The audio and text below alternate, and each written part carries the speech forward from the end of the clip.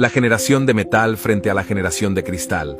Un día, un niño preguntó a su abuelo, «Abuelo, ¿cómo pudieron vivir antes sin tecnología, sin internet, sin ordenadores, sin drones, sin celulares?»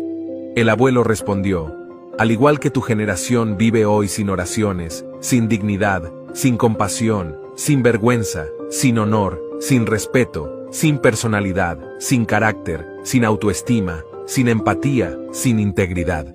Nosotros, quienes nacimos entre 1950 y 1990, somos los más afortunados y bendecidos. Mi juventud es un testimonio. Cuando montábamos bicicletas, no usábamos cascos. Si nos lastimábamos, un poco de mercromina lo solucionaba.